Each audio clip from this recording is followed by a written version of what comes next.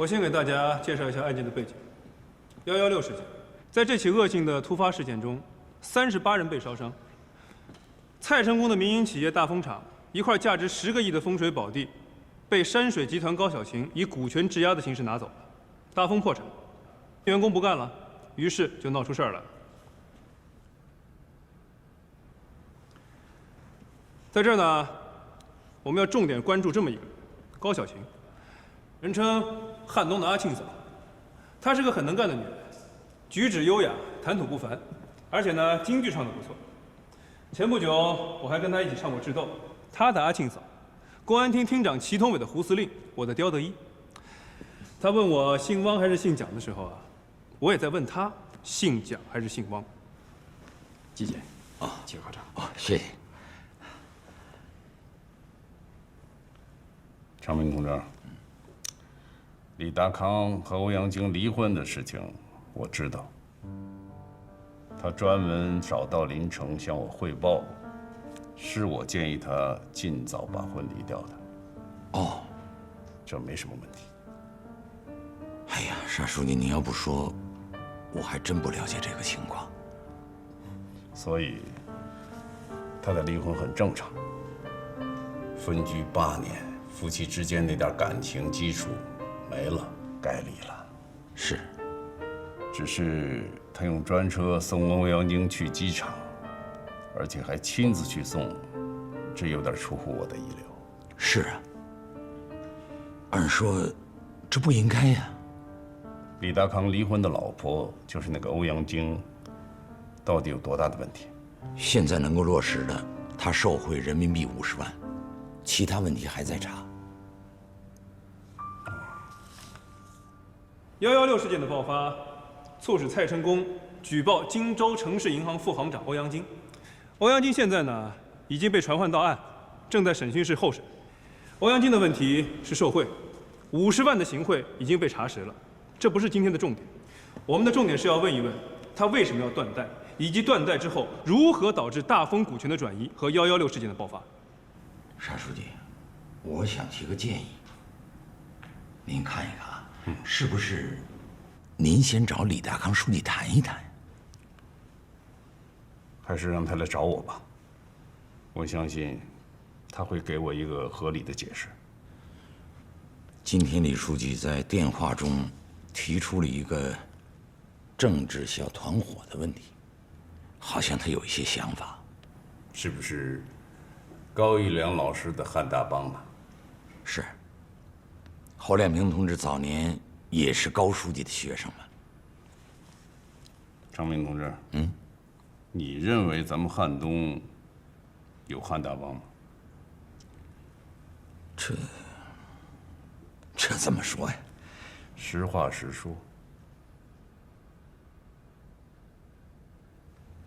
不好说，云里雾里，似有似无。比如有些人就说侯亮平。 和原反贪局长陈海都是汉大帮的人，沙书记，您相信吗？我是不信，我也不信。不过，你还得提醒侯亮平，让他注意这个问题。是。侯亮平刚到汉东上任的时候，我就提醒过他，这您放心。可是沙书记啊，要说没有这政法小圈子。 恐怕也不符合事实。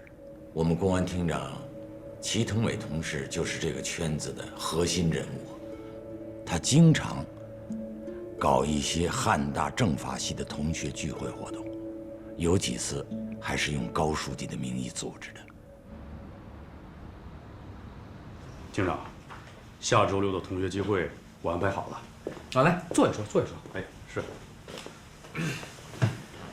山水庄园1号楼，该通知的我都通知了，就差侯亮平了。哎，侯亮平就算了，他要一来啊，咱们又得陪着他喝2锅头。所以我就没敢通知他。厅长，今天发生了一件事儿，不知道你听说没有？什么事儿？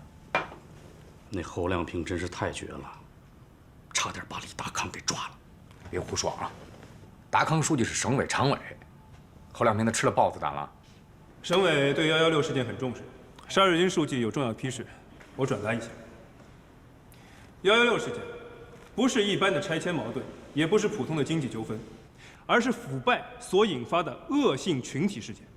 事件的根源在于腐败，是腐败激化了潜在的社会矛盾。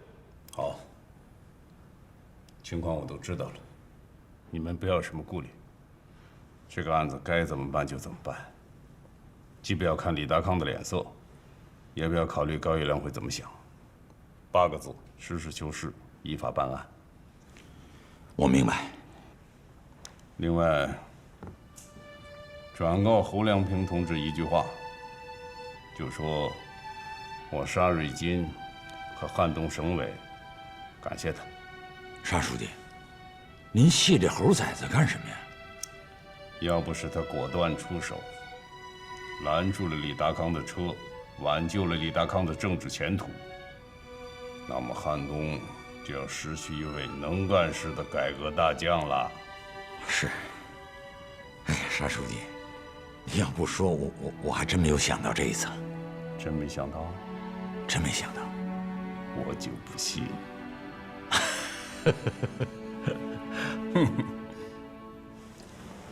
我跟您说，厅长，这可是机场路交警亲眼看到的。当时李达康就坐在车里，他没敢下车，也没敢说话，自始至终连屁都没放一个。这也太……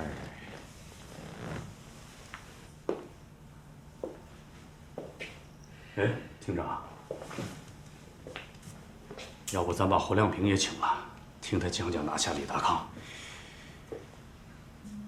我告诉你啊，以后轻易的不要请侯亮平，那是为什么呀？那是请麻烦，你不懂啊？这能有什么麻烦呢？厅长，这李达康咱不整他，他也得整咱们。你说我在光明分局，我局长我干得好好的，他两回事。程度，从现在开始啊，我们要做的就是不能有任何的态度，静观其变。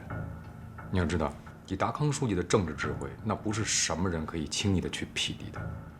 明白。只有高书记才是他的对手。你看你又乱说。瑞金书记刚刚到，不利于团结的话，一定不要说，啊。是，我以后注意。现在我来布置一下任务。林华华，你带人去询问欧阳菁。是。陈俊芳，你带人提审蔡成功。是。杜玉可，你去山水庄园会一会高小婷。是。其余同志机动待命。从现在开始，我就盯在这儿了。各自就位。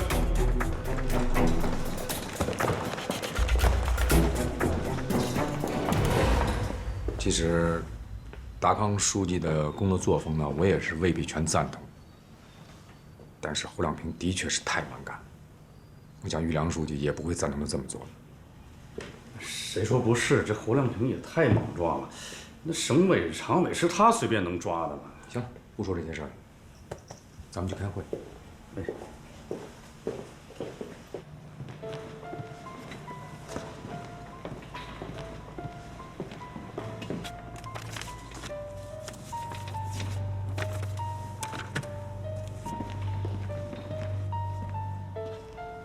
还没开始啊？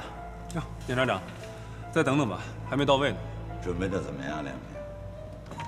我先汇报一下，今天啊，不单单是对欧阳菁的单兵作战，我们分了3个小组密切配合，准备打一场有突破性的漂亮仗。突破？怎么突破呀？就这么突破啊！我们今天啊，会一步步的逼近真相。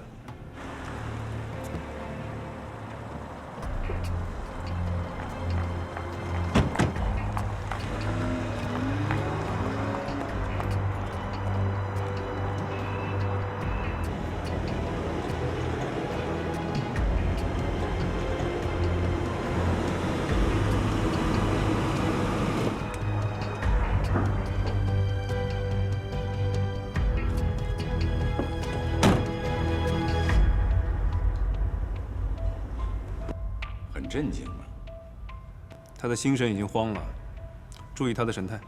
眼睛是心灵的窗户，眼神骗不了人呀。你想从欧阳菁身上打开116案件的突破口？是啊，我们询问欧阳菁，重点不在那50万的行贿，那50万证据确凿，询问完毕肯定拘留。我们主要是想问断代的情况，所以同时提审了蔡成功，准备随时质证欧阳菁。好，蔡成功本来就是这个案子的举报人嘛。啊，还有，我让陆亦可带队去了山水集团。陆亦可啊？啊，哈，对付高小琴，你这一出手就是派出了一员大将。那里情况复杂，高小琴不好对付的。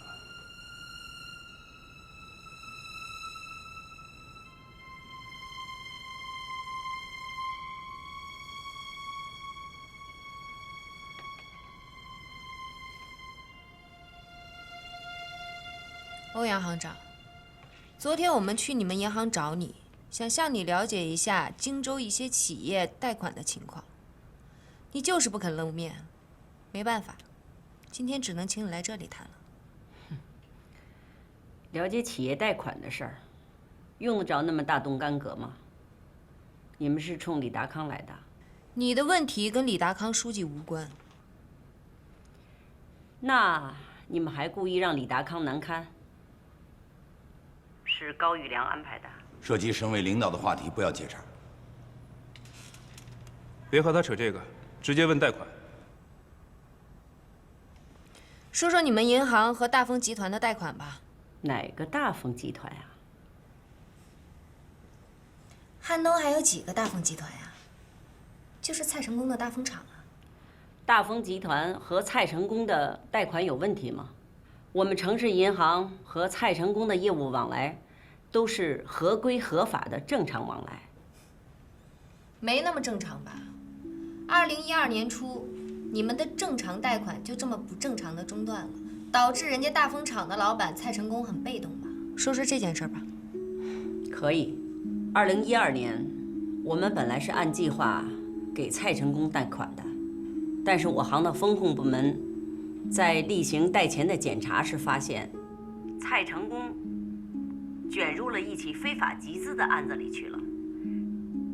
他涉嫌使用社会高息资金1亿5千万。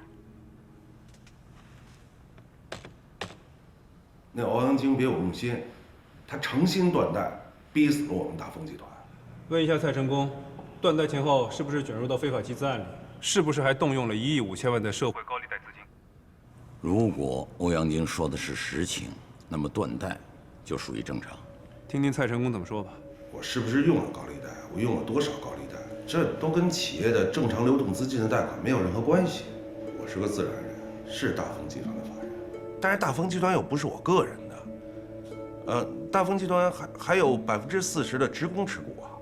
蔡成功，这就是说你个人确实卷入到非法集资，而且你动用了社会上1亿5千万的高利贷资金，是吗？1亿5千万，哪有那么多呀？我是用过，但我用了不到8千万。 8千万是本金，月息5分，那1年下来就是4800万的利息。欠了这么多的高利贷，哪个银行还敢给他放贷呀？而且蔡成功不是一般的自然人，他是这个企业的法人代表。哎，你说这蔡成功啊，举报的时候根本就没跟我们说过高利贷的事儿，这不找死吗？这么看来，欧阳菁断贷属于正常。 我可提醒你们，你们不要上蔡成功这个奸商的当。在荆州，被他坑害的不仅是他企业的职工，还有那些放高利贷的集资公司。你们可以向公安局了解一下，已经有2个人跳楼了。陈检察官，是侯良平局长派你们来的吧？那当然，他是我们的领导。 那就请你跟你们领导汇报一下，我这伤没好，我需要继续住院，让他给我申请一下。还有啊，我在这儿非常的危险，随时会被他们再次暗害。直接问他高利贷的事儿。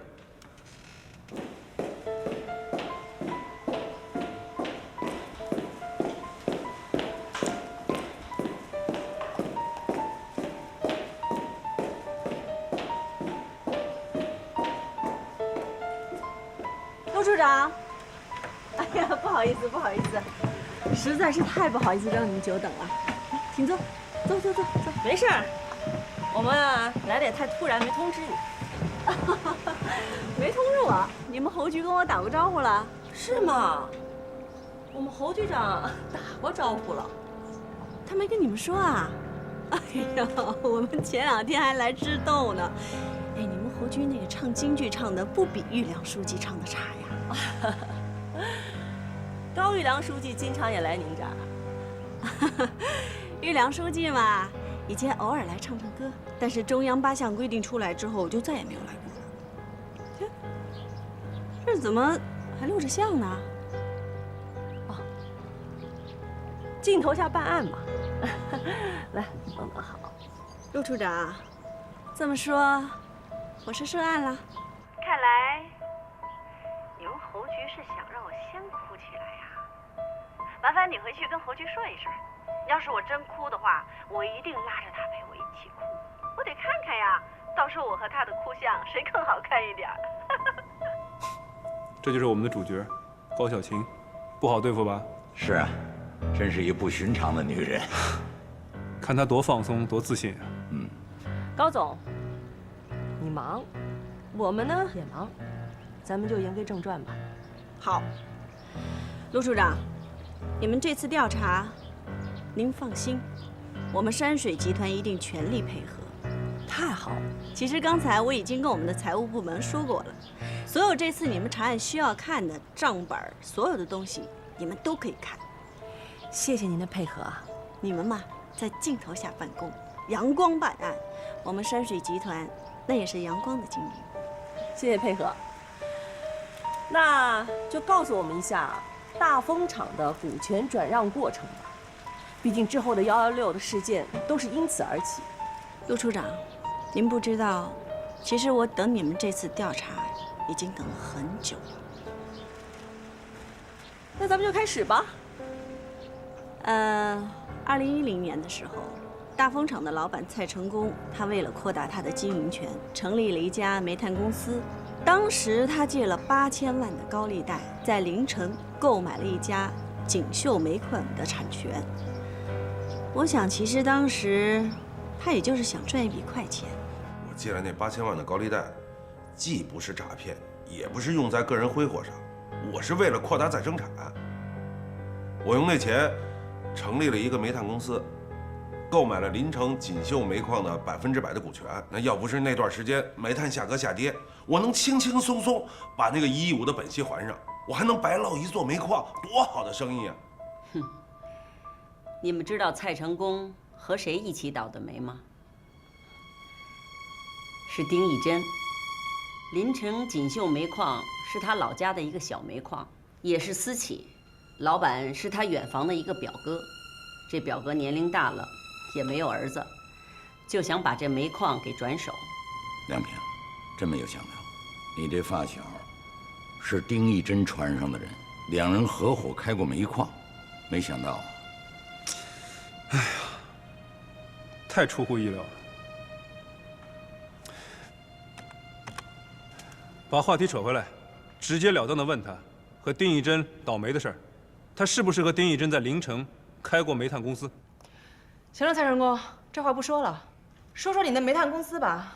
这个煤炭公司是不是你和别人合伙开的？有几个股东？这怎么说呀？实话实说。哎呦，这不是你这不要这么吞吞吐吐的。是有一个合伙人，叫什么？ 他叫汤姆丁，外国人。你们这公司还是中外合资呢。让他别绕了，汤姆丁就是丁义珍，丁义珍逃跑的时候用的就是这个名字的护照。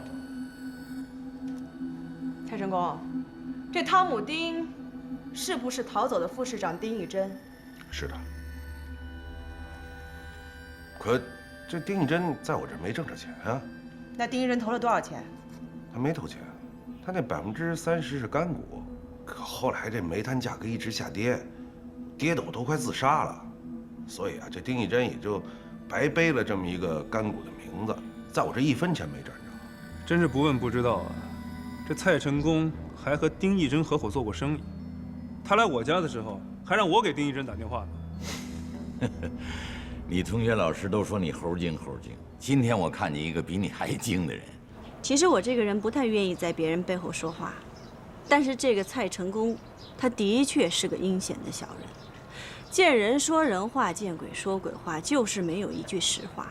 这在我们汉东和荆州的商圈里，他是出了名的少数几个最没有商业信用的商人之一。其实我们一般不太愿意跟他打交道。那为什么你们山水集团最终还是跟他打上了交道呢？这不是因为那个腐败分子丁义珍吗？丁义珍当时和蔡成功呢，一起搞煤矿的生意。当时我想，他们俩是想再撑一撑，想撑到煤炭的行情好起来之后，把本儿给捞回来，所以就找到了我，借6000万的过桥款。当时谈好的利息是日息3/1000。是蔡成功找到你的，还是丁义珍找到你？当然是丁义珍啦。哦，对，他当时啊，就坐在您现在坐的这个位置上，把我吓了一跳。人家是副市长，手里管着土地，管着资源，管着光明峰的开发权。看到银行风控部门的报告，我就终止了蔡成功的贷款。当时蔡成功就急眼了，3次给我送礼，但是都被我拒绝了。能说说送的什么礼吗？名人字画，礼品券，还有银行卡什么的，但是我都没有收。这么说，你还是廉政模范了。模范倒提不上，但是我还是比较注意廉政。问一下欧阳菁省农信社的事儿。好，那我问你，你们银行不给蔡成功贷款也就罢了，也不让省农村信用社给蔡成功贷，这又是为什么呀？我们这2家银行是合作的兄弟单位，我们风控上有个约定，就是信息共享，这样可以最大限度地避免贷款风险。丁义珍找到我，就说让我一定要帮帮他这个小兄弟蔡成功。您说我能说不吗？再说了，这里头又有着大风厂股权的质押，还能赚一点过桥的利息，那我就同意了。以你的精明，你当然还能看到另外一个更大的利益——大风厂这块黄金宝地。黄金宝地，哎呀，陆处长，咱们俩换位思考，现在如果我把大风厂这块地卖给您，您愿意要吗？要啊，为什么不要啊？这里面可有5、6个亿的赚头啊！5、6个亿的赚头，这5、6个亿的赚头在哪儿呀，卢处长？您想想，大风厂现在还没有拆迁，大风厂的招牌挂程序还没有开始，我们山水集团现在出了一堆的麻烦，什么都没有。哦，现在更好了。光明区政府不承认我们当初和丁义珍签下的合同，已经通知我们山水集团，要我们山水集团再付给大风厂的下岗员工一笔安置费，4500万啊，那可不是小数目。我们这2天也正在交涉这件事儿呢。等等，您刚才说的是再付一笔，也就是说你们之前付过一笔是吗？那当然了。蔡成功还不起我们的过桥款，按照合约，这大风厂的股权合理合法的就要过户给我们山水集团。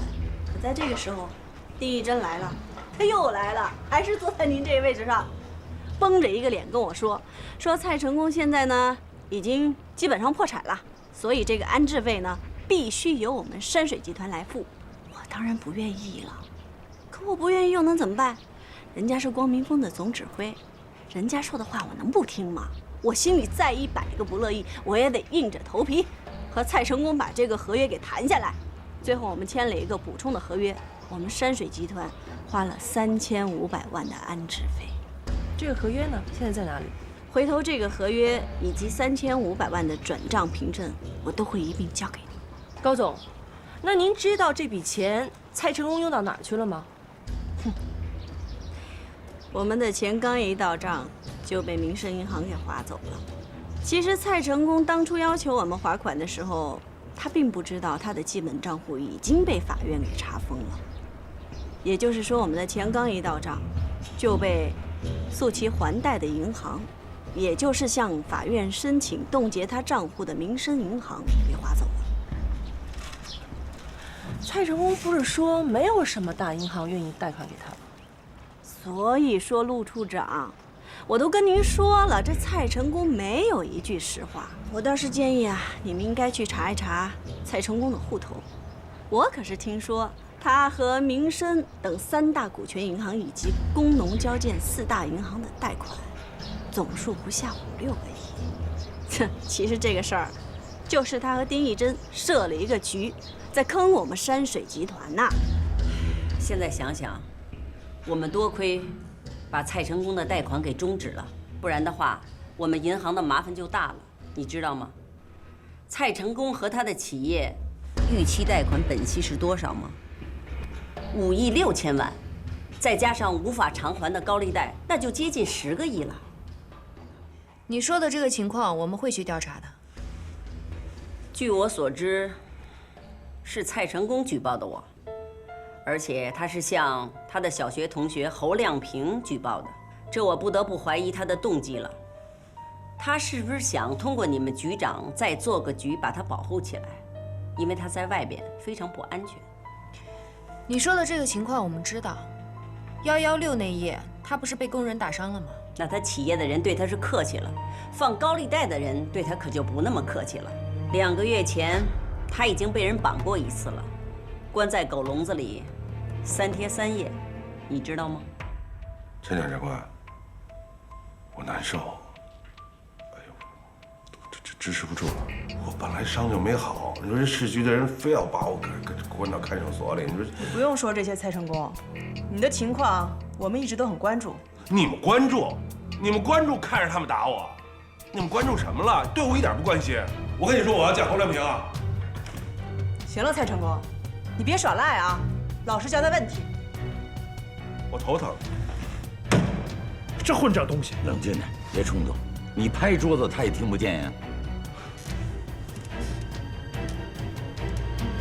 除了我们和蔡成功的合同协议以及转账的凭证之外，我还能提供完整的录像资料给您。你们在镜头下办案，我们也是在镜头下签约。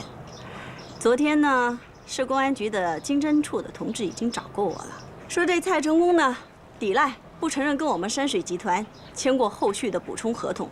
我说我可以提供当时签字时的录像以及录音的资料。我们今天能拿走吗？当然可以了，我都已经复制了10几份，但是您是第1个拿到这个资料的人。当然，明天呢，我也会让我们集团的法律顾问送去给市委的达康书记以及孙连成区长。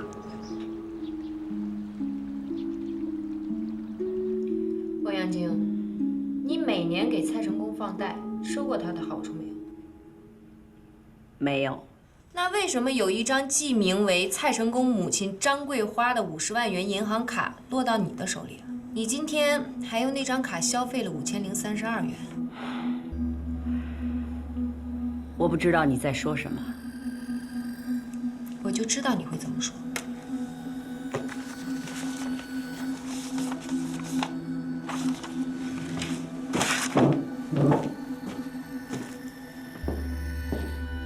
看看吧，这是你签名吧？这不是我的签字，这是张桂花。那这张呢？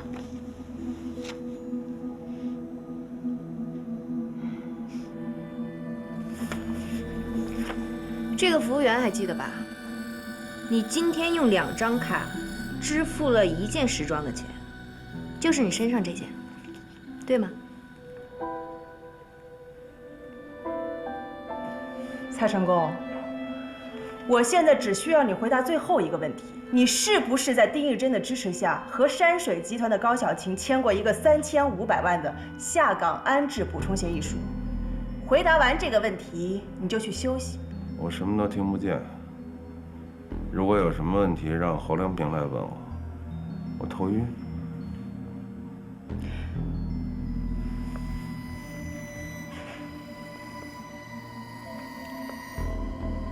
行，我请示一下，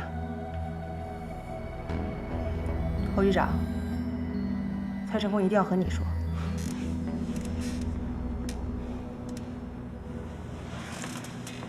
蔡成功，醒醒！现在是我在跟你说话，你看不见我，我能看见你，也能听到你。你满嘴谎话，信口开河，我们反贪局很被动。我希望你就此打住，实事求是地回答问题。我问你，山水集团的高小琴是不是给过你3500万的下岗安置费？给了，可我1分钱没拿到。他跟那个民生银行串通好了，那钱一到账上就让银行划走了，我1分钱没拿着。那高小琴为什么要勾结民生银行呢？你欠民生银行和其他银行多少钱？还有，你动用过多少社会上的高利贷资金？自己说。哎呀，猴子，你都调查清楚了，你还问我干嘛呀？我欠了快10个亿了，我这辈子也还不清楚啊！我大丰集团的工人饶不了我，外头追讨那个高利贷的黑社会饶不了我啊！我找你来就是想在你这儿服刑，你赶紧把我判了吧！我在外头有生命危险，知道不知道？你救救我，听见没有，猴子？听见没有？行了，侯局长不跟你说了，下面我们继续。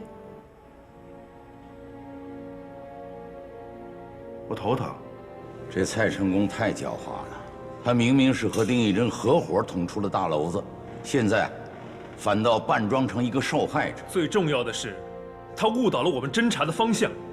你说的对，他为什么偏偏只举报欧阳菁一个人？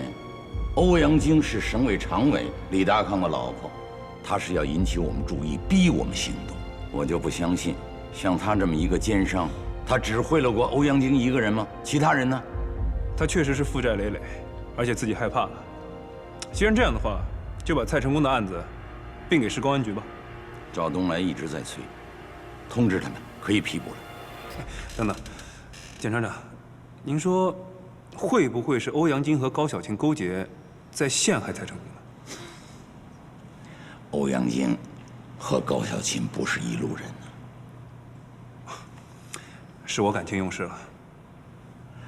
梁平啊，蔡成功这个案子也许是你一个教训。是。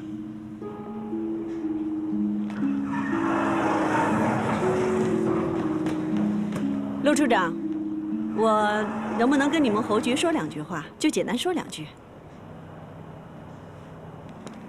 侯局长，高总想跟你说2句。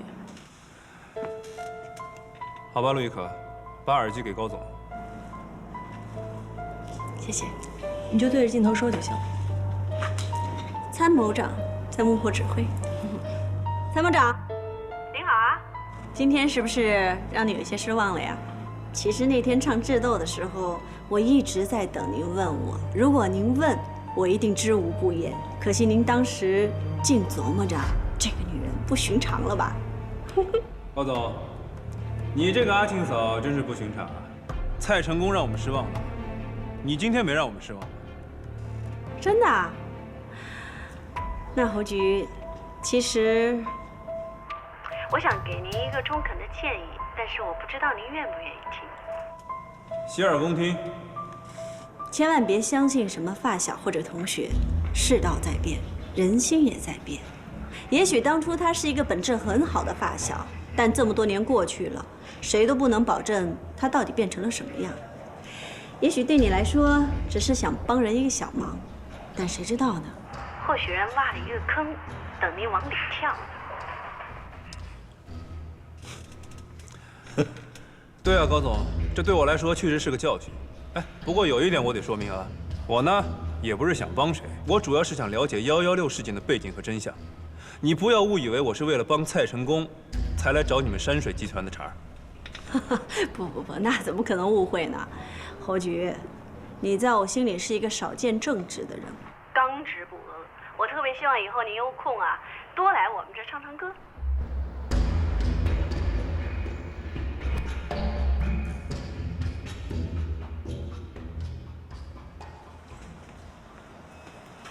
你好，我找孙区长。孙区长，你看我们现在还有40分钟就下班了，这后面还有这么多人排队，要不然您先回去，明天再来吧。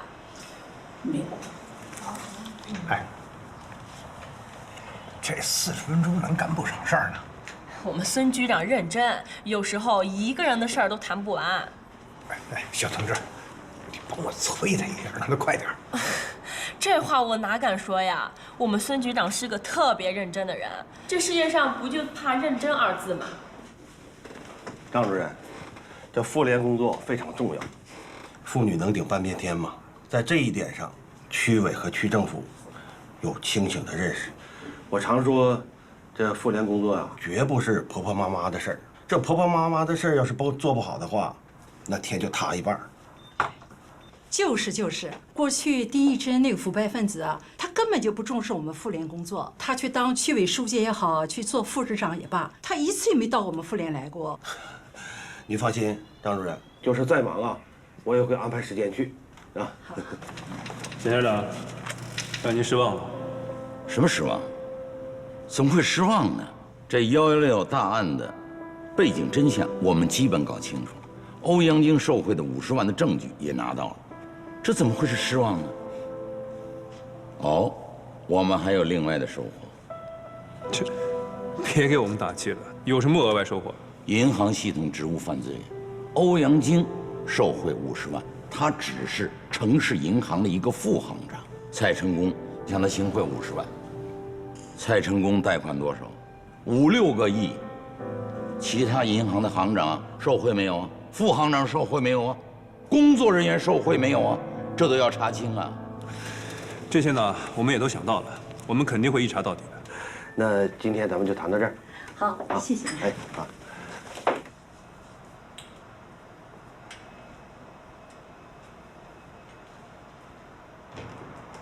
那孙局长，我就走了，再见啊！再见。再见。哟，郑师傅，您来了，来里边去。哎，来，好。哎，哎呦，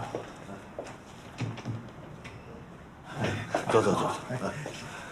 哎呀，孙局长，我这排了3天队才见着您，比那个医院挂专家号还难。预约？干嘛不预约呀？约不上啊！哎，要让您秘书那话说，我根本就不该来见您。来，郑师傅，喝水。哎，啊，咱不说这些了，说正事啊。现在离下班还有25分钟，应该够您谈的。郑师傅啊，我正式向你说明，你们新大丰创业，区委区政府毫无保留的坚决的支持，这也是市里边的要求。对了，亮平，沙书记表扬你了，让我给你带话。表扬我？哟，怎么回事？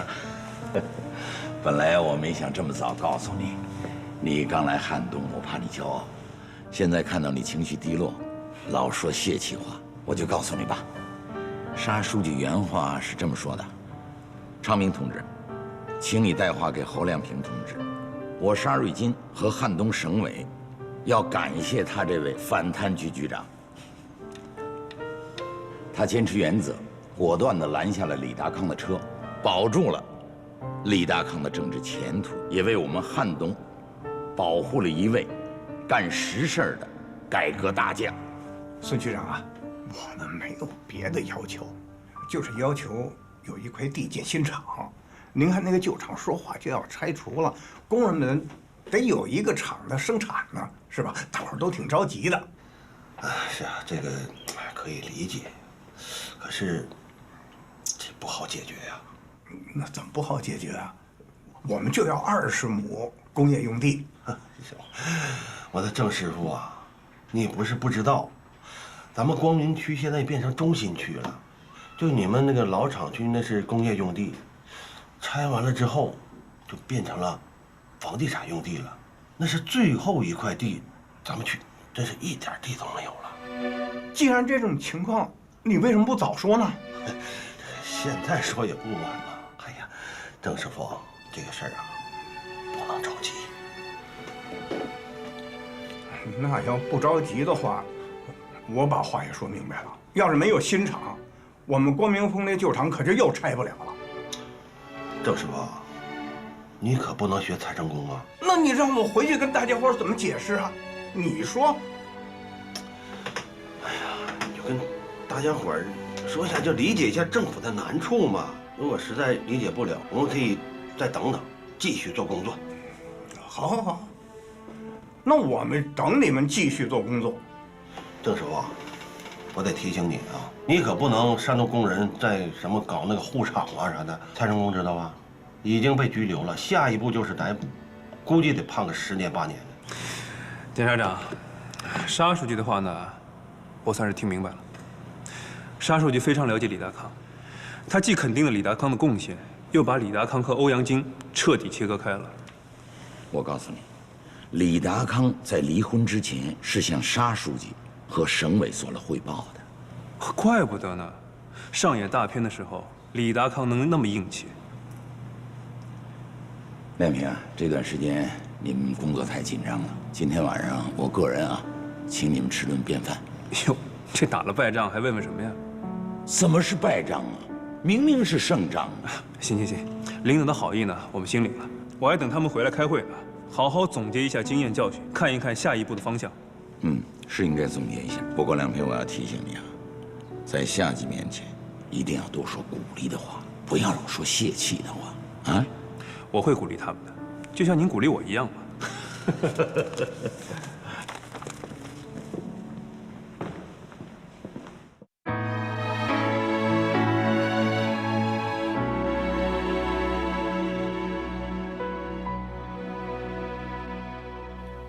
与谁同步一肩上的职责，听一番枝繁叶落，看一幕檐下交错。此时此刻，情同手足在侧。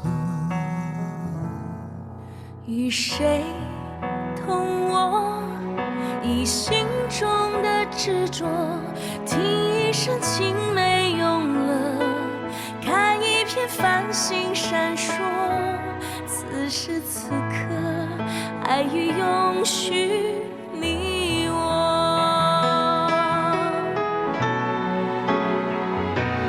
以人民的名义赋予你